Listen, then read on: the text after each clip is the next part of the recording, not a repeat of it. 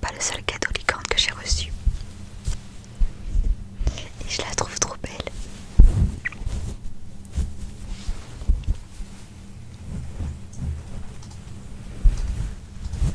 Et elle est toute douce.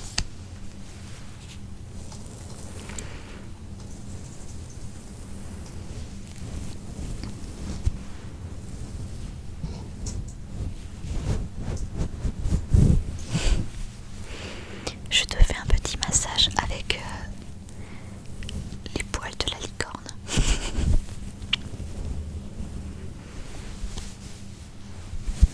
Et je la trouve tellement jolie.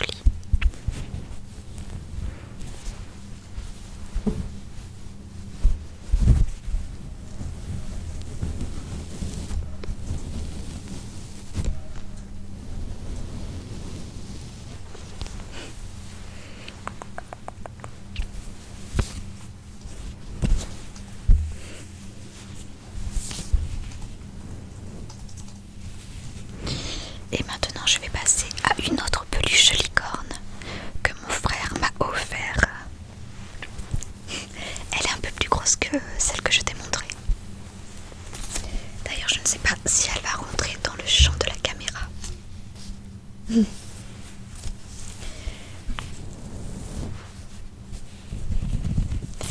Donc celle-là, il y a un arc-en-ciel. Et elle a une queue et une crinière avec plusieurs couleurs. Donc du violet, du bleu, du vert, du jaune, du rouge, encore du violet et encore du bleu. Et un petit peu de vert. C'est une licorne punk.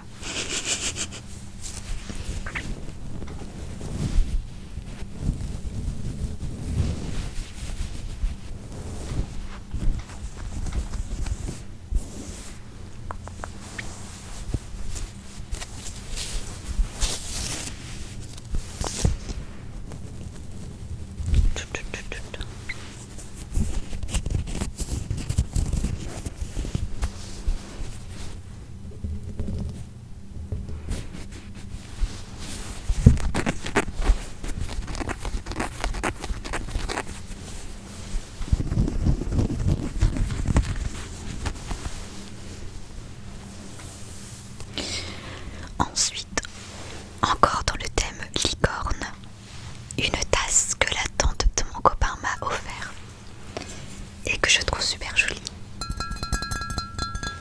Enfin, c'est un mug. Et elle change de couleur.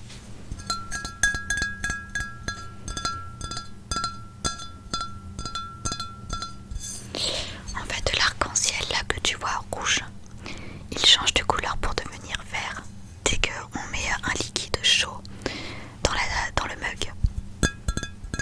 Donc moi généralement je bois du thé. Donc quand je mets mon thé dedans, la couleur devient verte. Par contre elle ne passe pas au micro-ondes. Et sinon elle est trop jolie.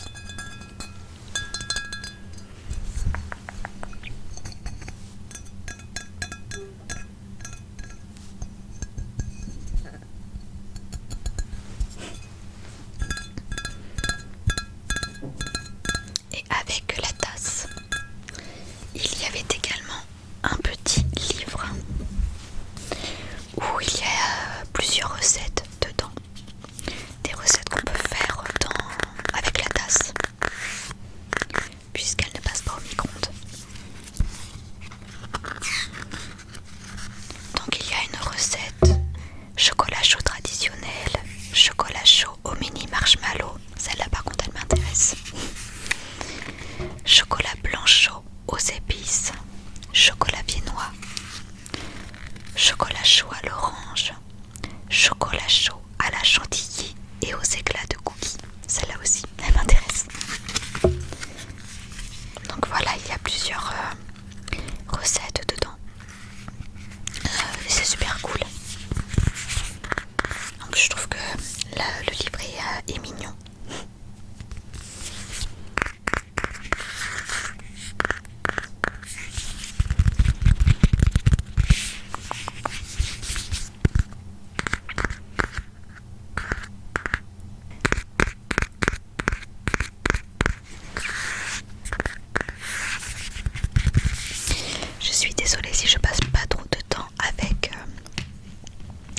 les objets, mais c'est que la vidéo va être très très longue sinon, parce qu'après je fais une lecture chuchotée. Ensuite, de la part de mon copain, mais ça c'était avant Noël. Donc il m'a offert cette tasse. Je peux pas, j'ai licorne, que je trouve trop marrante.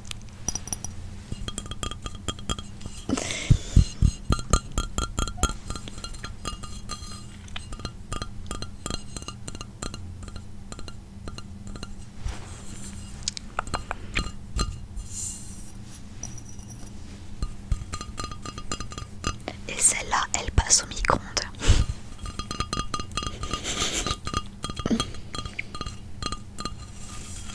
Et ensuite, encore de la part de mon copain, cette veilleuse en forme de licorne que je t'avais déjà montrée dans une vidéo, qui s'allume et qui change de couleur.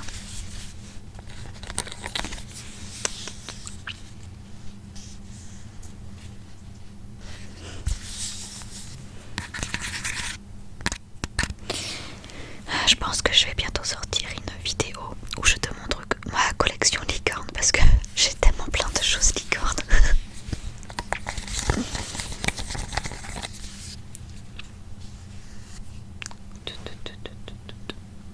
La couleur rose-violette, c'est ma préférée. Je vais la laisser à côté de moi. Hop là. Ensuite j'ai reçu cette couverture plaid que tu peux voir sur que j'ai autour de moi. Malheureusement, je ne peux pas te la montrer entièrement parce qu'elle est grande. Et ça, c'est de la part de mes parents. Donc elle a deux couleurs. Elle a côté rose et côté blanc. Moi personnellement, je préfère le côté rose. Et elle est super chaude.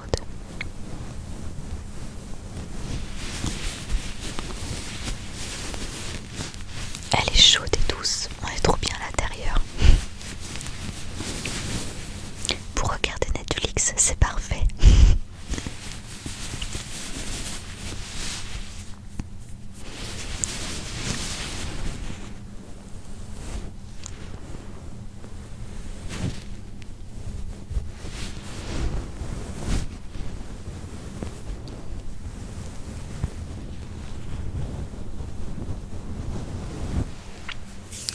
Ensuite, de la part des parents de mon copain, donc il y a ce petit chat. Miaou.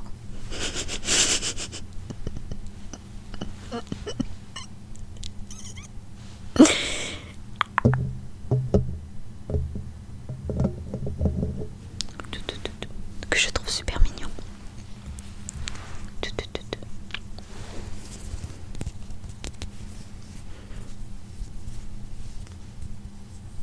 Il me rappelle le mien parce que moi aussi j'ai un chat. Ensuite, il y a ce roman que j'attendais depuis plusieurs mois, même voire un an.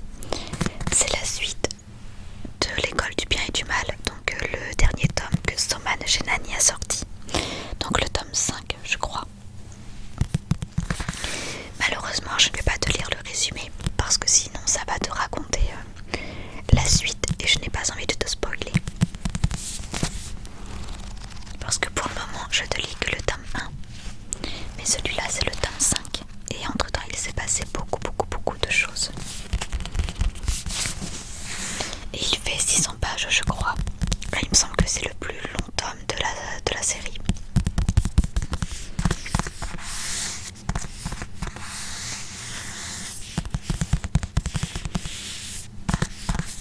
Et je trouve la couverture vraiment très belle. Je crois même que c'est une de mes préférées. Elle est vraiment sublime.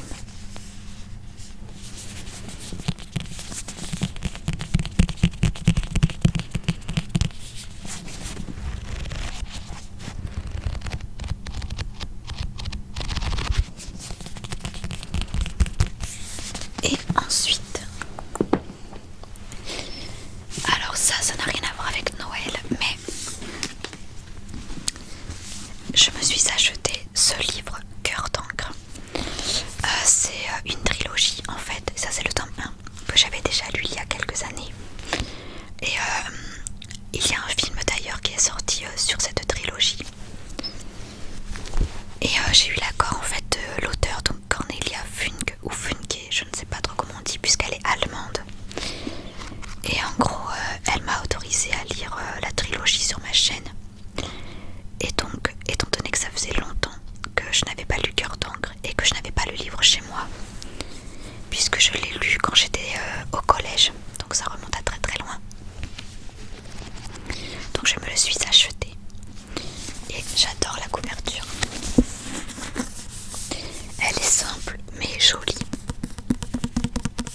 Et là par contre je vais pouvoir te lire le résumé, puisque c'est un livre que je vais te lire dans pas longtemps. Je pense d'ici quelques mois.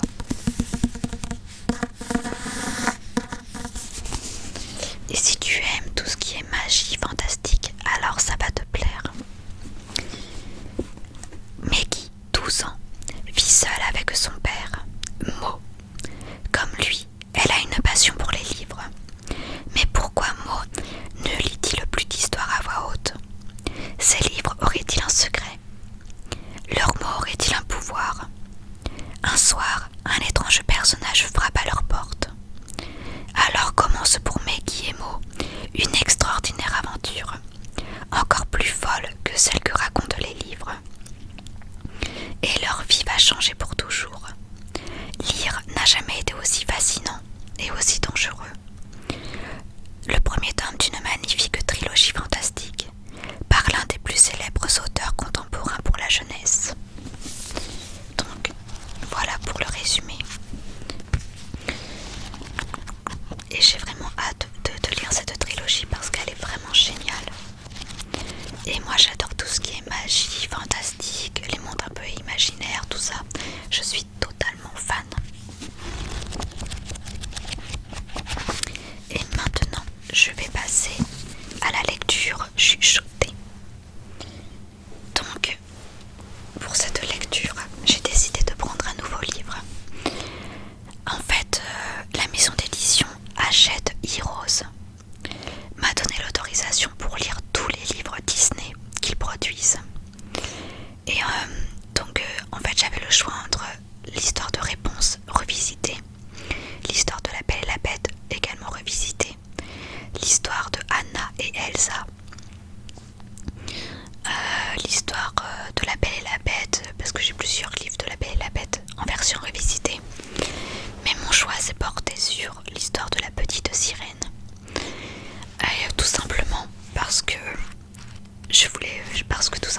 je veux faire une surprise à Lisa de la chaîne ASMR Mermaid. Normalement on était censé se voir pour passer quelques jours ensemble pendant les vacances de décembre. Malheureusement ça n'a pas pu se faire avec la grève. Et donc, étant donné que je n'ai pas pu la voir, j'aimerais lui faire cette petite surprise et lire cette histoire. Donc c'est parti. Alors déjà je vais te présenter le livre. Donc c'est un livre Disney produit par Hachette Heroes. Le titre s'appelle Profondeur de l'océan. Et il y a une petite phrase en haut. Et si Ariel n'avait jamais vaincu Ursula? Donc comme tu te doutes, c'est une version revisitée. Et l'auteur c'est Liz Braswell. Et la couverture je la trouve très très très jolie. Donc c'est Ursula qu'on voit ici. Et derrière c'est le château. Enfin il y a un château en tout cas. Je vais te lire le résumé. Ariel est une jeune sirène rêveuse qui ne souhaite que deux choses: parcourir le monde et avoir des jambes. Cette curiosité pour le monde des humains et son attirance pour le prince Eric la pousse à transgresser les lois de son père, le roi Triton, et à commettre l'irréparable, échanger sa voix contre sa liberté. Mais tout bascule lorsqu'elle ne parvient pas à se défaire du marché passé avec Ursula. 5 années plus tard, orpheline et sans voix, Ariel est devenue la reine d'Atlantica, tandis que la sorcière des mers, toujours déguisée, règne sur le royaume du prince Eric. Lorsque la petite sirène découvre que son père pourrait être vivant, elle retourne à la surface pour confronter Ursula auprès d'un prince qu'elle imaginait ne jamais revoir. Ceci n'est pas l'histoire de la petite sirène telle que vous la connaissez.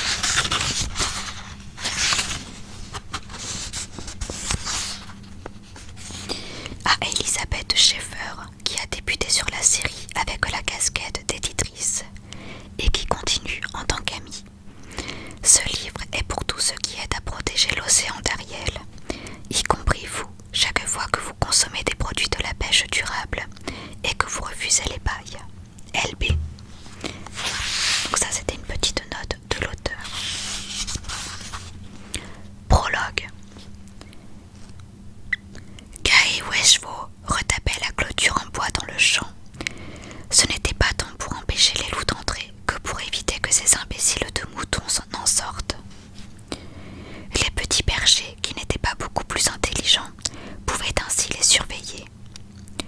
C'était une journée magnifique, presque étincelante. Les pins n'étaient pas encore cassants, comme à la fin de l'été, et les feuilles vert impériales des arbres persistants étalaient leur splendeur au soleil.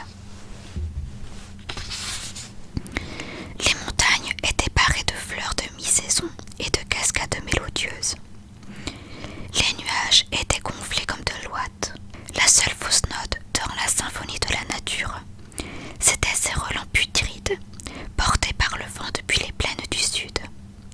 De la graisse animale brûlée, peut-être, ou bien des ordures, de la pourriture.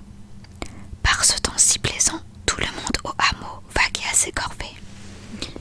Qui soignait les treillis de lierre, qui coupait du bois, qui nettoyait les tonneaux à fromage. La vie sur la petite colline reculée était sereine et paisible, pour l'instant. Puis, Gaé aperçut quelque chose de parfaitement inhabituel sur la vieille route du roi. Un régiment avançait d'un pas étonnamment résolu et cadencé, compte tenu de la distance que les soldats avaient dû parcourir depuis leur capitale, quelle qu'elle soit. Affublés de leurs plumées, de leurs boutons qui rayonnaient comme autant de minuscules soleils, et de leurs vestons étrangement propres, ils semblaient presque parader. Presque, car leur visage était déformé par leur air hautain et sombre, et ils brandissaient une bannière menaçante. Un ordre retentit. La troupe s'arrêta. Le capitaine, resplendissant sous son couvre-chef et sa veste bleu ciel, dirigea son cheval droit vers Gaé, accompagné de son porte-étendard. « Paysan, est-ce le village de Seria ?» héla-t-il d'un ton leste. « Non », commença à dire le fermier, qui se souvint alors des anciennes règles pour s'adresser aux hommes qui portaient de grands chapeaux, des boutons brillants et des fusils. « Je vous demande pardon, monseigneur. Seria est un peu plus loin, de l'autre côté du col du diable. Ici, vous êtes aux roches d'Adam. » Peu importe, nous revendiquons ce village et cette terre avoisinante au nom du royaume de Tyruli. Il avait haussé la voix, mais ces mots n'avaient trouvé aucun écho et s'étaient éteints entre les gigantesques montagnes au loin et les champs poussiéreux ponctués de quelques oliviers et de vaches endormies.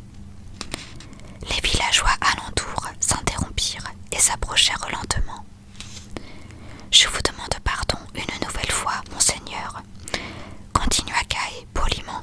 « Mais nous sommes rattachés et nous payons nos impôts à Alambre. »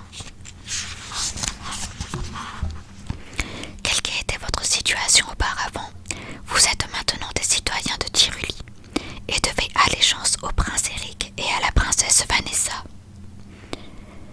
Ma foi, pas sûr que le roi d'Alambre sera ravi. Cela ne te concerne aucunement, répondit froidement le capitaine. Bientôt, le roi d'Alambre ne sera plus qu'un vieux souvenir, et toute la région ne sera plus qu'une province parmi d'autres du grand empire tyrulien. Tyruli, vous dites. Gaé s'appuyait sur sa clôture et essayait de garder un ton détaché. On connaît, on achète leur morue saluée et on leur vend notre fromage. Les filles là-bas aiment bien porter des tabliers avec des liens tressés. Berde, fils de Javert, est parti chercher fortune au sud sur un navire de pêche. Il a fini par se marier avec une fille du coin. Fascinant, lança le capitaine en relâchant les rênes pour recoiffer sa moustache. Et en quoi cela me concerne-t-il ? Gaé pointa du doigt la bannière qui claquait au vent. Ça, c'est pas le drapeau de la Tyruli. Au lieu d'un bateau orné d'un soleil sur une mer de bleu, qui était bien connue même dans ce village reculé, l'étendard des soldats arborait une pieuvre noire et sinistre sans yeux sur un fond blanc et désolé. Le monstre avait presque l'air vivant, prêt à attraper quiconque approcherait un peu trop. La princesse Vanessa a jugé qu'il était temps de remettre le sceau de la maison Tyruli au goût du jour, répliqua le capitaine sur la défensive. Quoi qu'il en soit, nous représentons la Tyruli et les intérêts du prince Éric. Au nom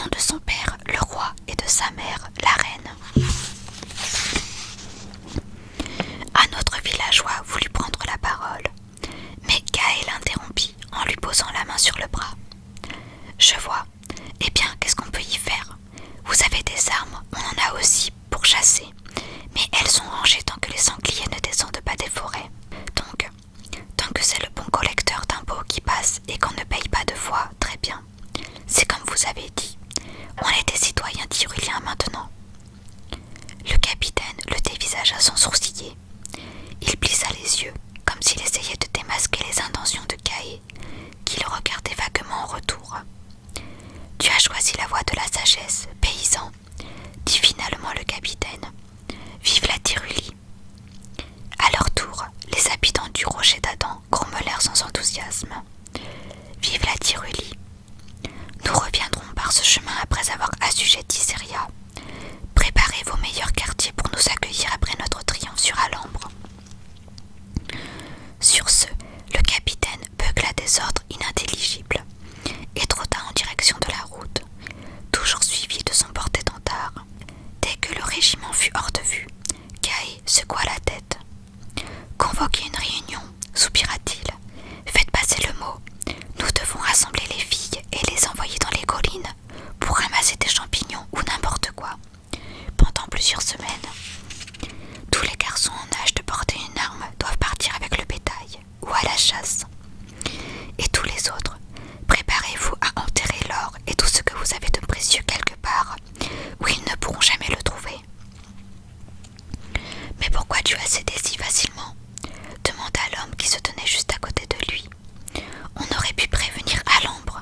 Si on leur avait dit non, on n'aurait pas à faire tout ça, à passer pour des poules mouillées et à envoyer nos enfants au loin. Je l'ai fait parce que je sens le vent, pas toi, » répondit Caé en désignant le sud d'un geste de la tête.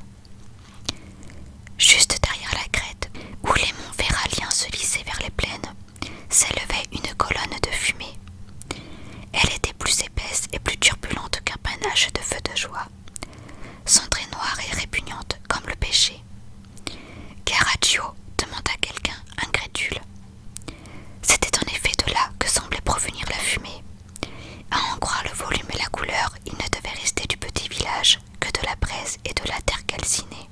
« Je parie qu'ils ont dit non au capitaine, » affirma Caé. « Tout ce carnage et pourquoi ?» se lamenta une femme. « Quel terrible souverain ces Eric et Vanessa doivent être !» Et voilà, c'est la fin de ce prologue. Je te lirai la suite une prochaine fois. J'espère que cette